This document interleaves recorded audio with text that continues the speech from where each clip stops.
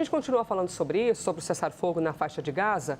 Agora, tropequei aqui, professor, na sílaba agora, com o Vitélio Brustolin, professor de Relações Internacionais da Universidade Federal Fluminense, pesquisador de Harvard. Professor, nós estivemos juntos nesta semana, também numa outra conversa, no Live CNN, e eu quero te fazer uma pergunta parecida com a que eu fiz, para a gente avançar de novo sobre para onde essas pessoas vão voltar. Porque a gente estava vendo aqui as casas destruídas, o local que você chama de casa, que tem o seu cheiro, né, a sua casa, que simplesmente vão voltar para qualquer lugar. De que maneira existe uma organização nesse acordo de cessar-fogo? O que entra nesse acordo? Entra alguma ajuda estrutural? Porque essas pessoas vão voltar para onde, professor? Bem-vindo, viu? Obrigada novamente pela entrevista. Boa tarde, Elisa. Boa tarde a todos. Elisa, vamos começar pelas necessidades básicas, né? A ONU afirma que tem mantimentos, medicamentos para essas pessoas para 3 meses, já estocados, prontos para ter ingresso na faixa de Gaza. Parte disso já está sendo entregue. Então, o primeiro ponto, para manter essas pessoas vivas. Segundo, o plano do Trump de 20 tópicos prevê a destruição de toda a infraestrutura do Hamas. São mais de 500 quilômetros de túneis, né? Você falava que a faixa de Gaza tem pouco mais de 40 quilômetros de extensão. Em algumas faixas ela tem 6 quilômetros de largura, em outros tem 12. No total dá 365 quilômetros quadrados, mas ela é toda perfurada por túneis. Que coisa incrível. Israel, alegadamente, conseguiu até agora acessar metade desses túneis. Então, ainda é necessário que haja mais destruição, né? Que os túneis sejam destruídos. Depois disso, tem que refazer. Primeiro, tem que tirar os escombros, né? Abrir estradas. Depois, tem que refazer todo o sistema de abastecimento de água, de energia elétrica, toda a infraestrutura de gás. Ela tem que ser reconstruída. Inclusive, o plano do Trump, Elisa, chama ela de Nova Gaza. Vão ser gastos, a estimativa é de que sejam gastos 53 bilhões de dólares para isso. E os Estados Unidos enviaram 200 militares para a região que têm células especializadas em criação de governo, em criação de infraestrutura, em logística. Então, são já especialistas nesse tipo de reconstrução. Também é previsto que serão enviados para a região especialistas que ajudaram na construção de cidades no Oriente Médio. Então, tudo isso vai levar muito tempo e essas pessoas, enquanto isso, elas também vão participar dessa reconstrução, elas podem sair segundo o plano ou voltar para a faixa de Gaza quando quiserem, ou seja, foi por terra aquela ideia do Trump de retirar as pessoas da faixa de Gaza, de transformar Gaza numa riviera. Agora, e eu vou finalizar com isso, o plano prevê que Gaza terá uma zona econômica especial. Então, prevê incentivos econômicos para a reconstrução da faixa de Gaza. Mas tudo isso, Elisa, ainda está muito distante no horizonte, porque no momento ainda é necessário que se faça a troca de reféns por prisioneiros e depois disso tem uma fase muito complicada, que é a fase de desmilitarização, quando o Hamas entrega suas armas. E o Hamas diz que não vai entregar essas armas, Elisa. Eles disseram que não vão entregar as armas, mas isso não pode barrar alguma parte do acordo? Ou está bem... É difícil, né, professor, confiar em todos os processos, né? Ainda mais que a gente vem acompanhando tanta dor, a gente começa a ficar um pouquinho com uma ressalva ao acreditar que de fato ocorre esse cessar-fogo da maneira que seria humanamente aceitável. Mas eles já disseram que não vão entregar as armas, é isso? O Hamas falou que não vai entregar, mas isso é uma condição ou isso não entrou no acordo? O acordo começa, o ponto 1 começa prevendo que a Gaza será uma zona livre de terrorismo e desradicalizada. E o ponto 6 do acordo prevê que quem entregar as armas vai receber anistia. Inclusive, pode ir para outros países que aceitem receber os integrantes do Hamas.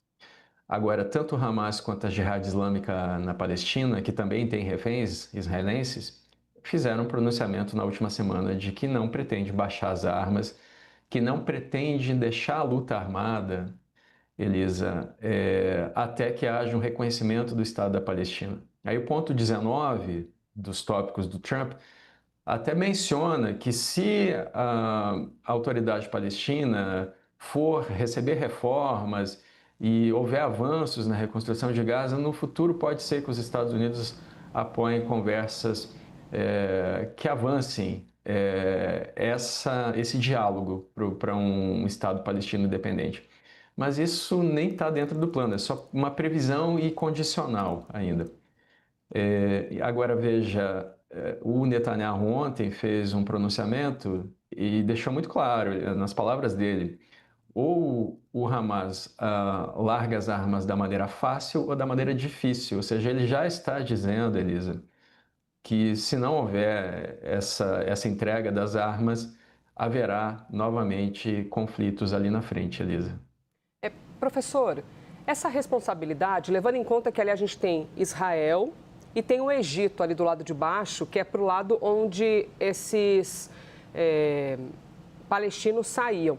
Egito, de alguma maneira, participa de alguma coisa ou está meio que assim, ó, essa bucha não é minha, são vocês que estão se resolvendo, então nessas horas o Egito fica só observando o que está acontecendo? Não, o Egito participa. Bom, esse acordo, a negociação foi feita no Egito. Mas o Egito, o Catar, a Turquia e os Estados Unidos, a princípio, enviarão uma força internacional de estabilização para a região. Já estão mandando, né? Os Estados Unidos já enviaram 200 soldados.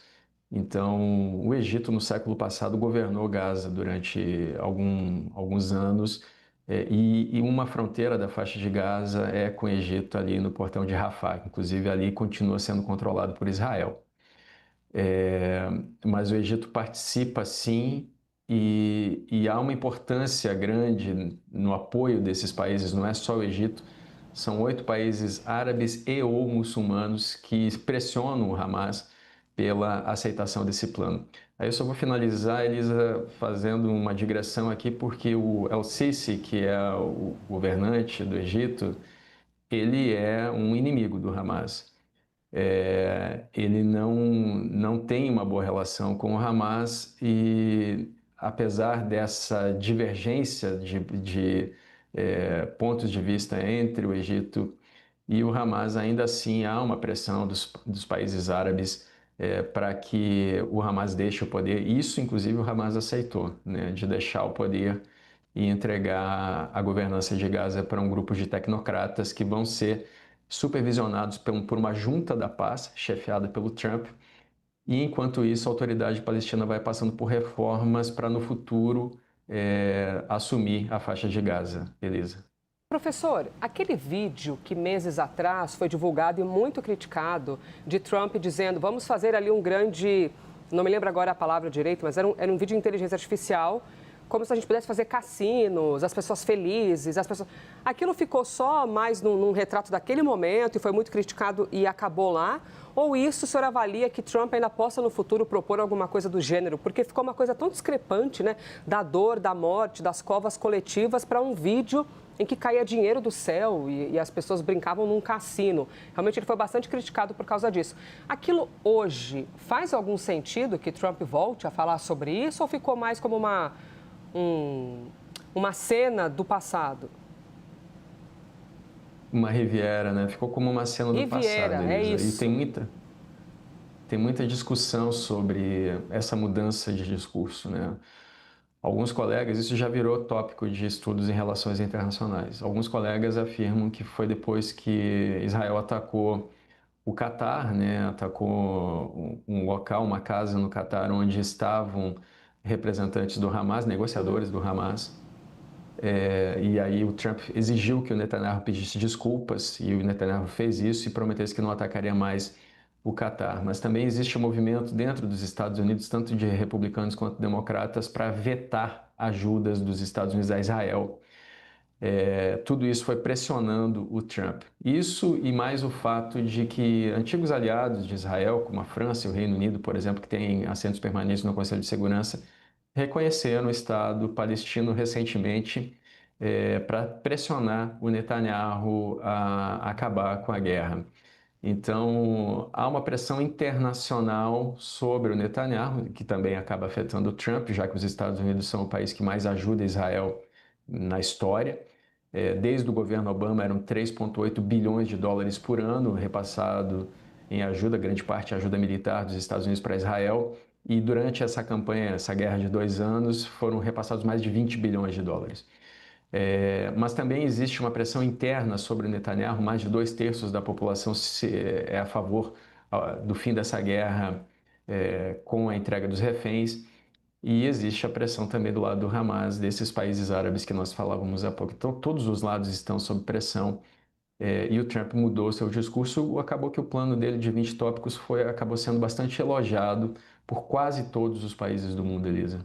Professor, posso te ouvir um pouquinho sobre preconceitos? Porque uma parcela da população tem preconceito em relação aos judeus, né, em relação aos israelenses, e acusam também, porque vocês fazem isso, fizeram isso na história, ponto. E isso é um antissemitismo, né, que é uma barbaridade. Uma outra parcela fala mal dos palestinos e trata os palestinos como se todos representassem o Hamas, né?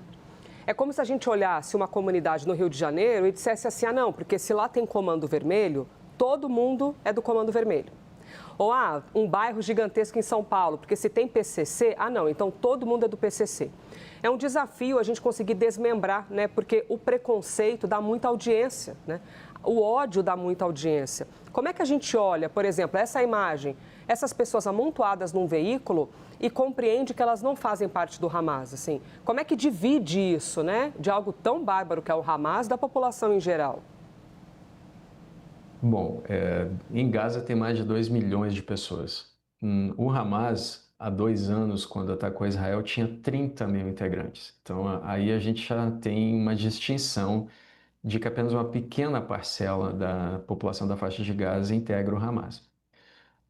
Mais do que isso, nesse momento, o Hamas é bastante impopular dentro da faixa de Gaza, Elisa. Inclusive, essa é uma apuração do Lorival Santana, que mencionou isso ontem no WW. Dentro de Israel, o governo Netanyahu também não é unanimidade. Pelo contrário, o Netanyahu só tem uma cadeira que o sustenta no parlamento. Ele tem 61 cadeiras das 120. Ano que vem tem eleições em Israel, em outubro do ano que vem. E a base de sustentação do Netanyahu hoje se dá por dois ministros, especialmente, o Ben-Gvir e o Smotrich, que são contra a criação de um Estado palestino. Mas muitas pessoas dentro de Israel são a favor da criação do Estado palestino. Inclusive o ex-primeiro-ministro Lapid, que vem criticando muito o Netanyahu há muito tempo. E aí eu só quero mencionar que o Netanyahu, em 96, ele aparece, né, na cena política e se elege primeiro-ministro logo depois da morte do Isaac Rabin, que era um primeiro-ministro de Israel que estava negociando a criação do Estado palestino. E foi morto por um extremista israelense que era contra a criação do Estado palestino. Então, as pessoas, né, respondendo a sua pergunta, é interessante que se entenda que há extremos aqui. O Hamas não aceita a existência de Israel, chegou a colocar isso no seu estatuto. E o atual governo de Israel não aceita a existência de um Estado palestino. Mas isso não é verdade para todas as pessoas na faixa de Gaza, nem para todas as pessoas em Israel. Na verdade, a solução de dois estados é vista por muita gente, tanto dentro da Cisjordânia, da faixa de Gaza, quanto dentro de Israel, como uma solução que pode pacificar, que pode trazer a paz para esse conflito que já tem, se a gente pegar desde a criação do Estado de Israel, tem décadas, desde 48, mas se a gente olhar para a história, isso vem desde lá da diáspora, então vem do Império Romano e podemos recuar mais. Então, Elisa, todo mundo que está ali, as pessoas têm famílias, as pessoas têm empregos, as pessoas não querem viver em guerra, as pessoas querem viver em paz. E um Estado palestino pode ser uma saída para isso. Os palestinos tiveram 5 recusas de ofertas de criação de um Estado, os israelenses sempre alegam isso, mas os palestinos argumentam que essas soluções não tinham sido justas, e aí, realmente, lá depois dos acordos de Oslo, que fracassaram com a morte do Isaac Rabin, essa questão não avançou, mas ela pode avançar com um novo governo em Israel. Nesse governo, dificilmente essa questão irá adiante, Elisa. Professor Vitélio Brustolin. Professor, sempre é ótimo aprender com o senhor, ouvi-lo, esses olhares diversos sobre uma condição que já é adversa, né? Que é a guerra, assim. Como é que você define os direitos, o direito por não morrer ou o direito de matar, né? Em resposta a outras mortes, outras pessoas que foram mortas? É tão delicado, então agradeço demais. Professor de Relações Internacionais da Universidade Federal Fluminense e pesquisador de Harvard. Obrigada, professor. Obrigado, Elisa. Bom fim de semana. Obrigada.